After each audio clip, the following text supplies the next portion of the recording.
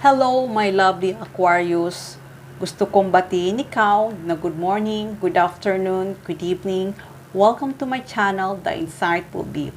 Sa hindi pa nakapag-subscribe ng aking channel, huwag kalimutan i-click ang notification button at mag-subscribe sa aking channel para sa mga bagong videos at updates. So ngayon guys, sisimulan na natin ang pagbabasa sa zodiac sign na Aquarius. Shuffle muna natin guys ang card.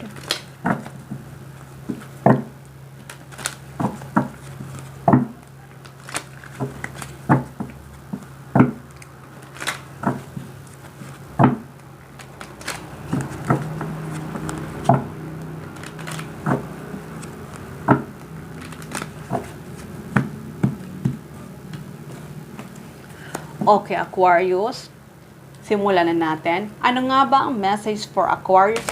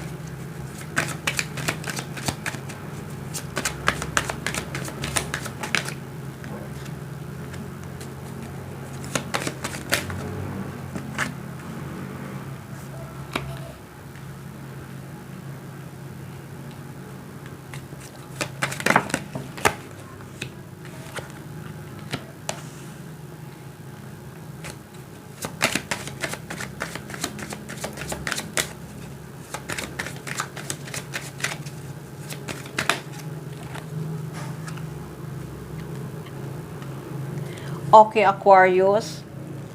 Four of Swords. Sa nakikita ko, itong tao na to ay nalulungkot. Nalulungkot siya ngayon kasi mag-isa siya. Maaaring itong tao na to ay may problema to sa financial na hindi niya masabi sa iyo. Pero kahit na ganun ang nararamdaman niya sa ngayon, kahit nalulungkot siya at hindi niya masabi sa iyo, itong tao na to ay gusto niyang kausapin ka. Gusto niya na makausap ka. Maaring itong tao na to ay pupunta sa'yo at hihingi sa'yo ng apology na kung bakit sa ngayon ay hindi muna kayo pwedeng magkita or hindi muna siya nakikipag-communicate sa'yo kasi nga itong tao na to ay may problema to sa financial. Kaya ngayon itong tao na to ay mag-isa siya ngayon. Pero sa nakikita ko naman na itong tao na to na nasa malayong lugar ay mag-o-offer siya sa iyo. Mayroon naman siyang, kapag kita niyong dalawa, ay maibibigay naman siyang gift para sa iyo. Itong offer na to ay alam ko na magiging masaya ka. Kasi itong tao na to na kahit na nagkakaroon siya ng problem sa ngayon, na may financial problem siya ngayon, pero itong tao na to ay gustong-gusto ka pa rin niya. Itong tao na to ay gusto niya pa rin na ituloy niya mag-offer siya para sa iyo. Kaya ngayon, Aquarius, itong tao na to na hindi siya makapunta sa'yo dahil nga sinabi ko na may problema siya sa financial niya. Maaaring itong tao na to ay hindi pa sapat ang ipon niya para ito ay pumunta para sa iyo.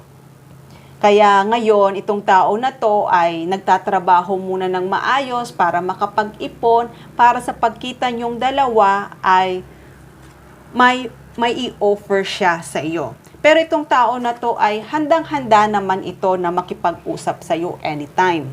Handang-handa naman to. Kaya kung iniisip mo na hindi na kayong dalawa magkikita pa rin kayong dalawa. Pero Aquarius, na nakikita ko, itong pinagdaraanan niya sa ngayon na financial problem niya, alam ko naman ay may ending yon. Kasi nakikita ko naman na nagtatrabaho naman siya ng maayos at nag-iipon siya. Kaya nakikita ko naman na kung ano man yung pinaplano ng dalawa sa pagkikita nyo ay magkakaroon pa rin ng katuparan. Kaya kung iniisip mo itong tao na to ay hindi na kayo magkikita, hindi na kayo magmimep, o wala nang pag-asa na kayong dalawa ay magkatuluyan, nakikita ko itong tao na to ay mahal na mahal ka. At hindi lang yon, hindi naman to mag-give up sa relasyon nyo.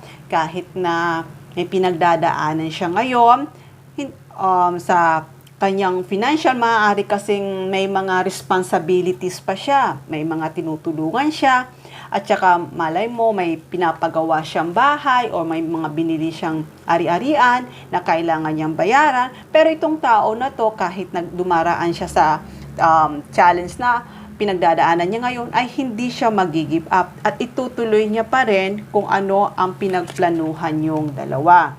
Kung nagplano kayong dalawa na sa pagbabalik niya, magsama na kayong dalawa, nakikita ko ay itutuloy niya pa rin yun.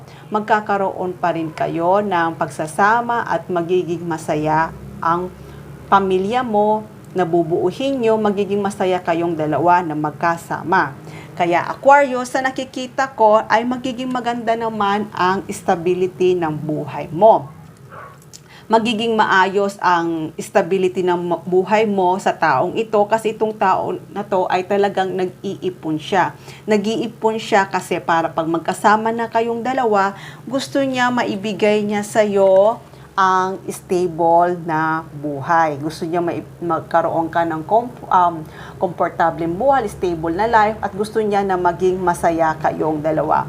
Kaya Aquarius, itong tao na to ay talagang handa na to makipag-usap sa'yo at handa na rin ito magkita kayong dalawa. Kaya kung iniisip mo na wala ng pag-asa magkita kayong dalawa, mag-meet kayong dalawa, pero huwag kang mawala ng pag-asa dahil itong tao na to ay itutuloy niya pa rin kung ano man ang napagplanuhan yung dalawa.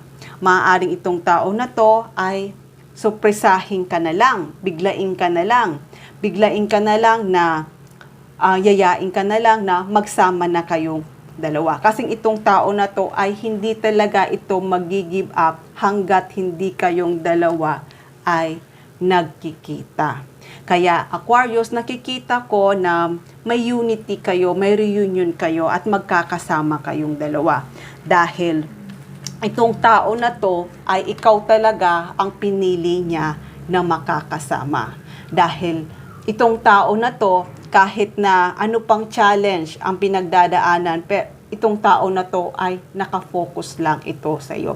Kaya kahit ngayon na magkalayo kayong dalawa, magka-distance kayong dalawa, kung nasa ibang bansa man to o nasa ibang country man to, itong tao na to ay itutuloy niya pa rin ang pagkikita niyong dalawa at nakikita ko na magkakaroon kayo ng unity at magsasama talaga kayo. Magsasama talaga kayong dalawa na masaya. Okay, Aquarius, hanggang dito na lang muna ang mensahe na to. Love and peace. Mwah!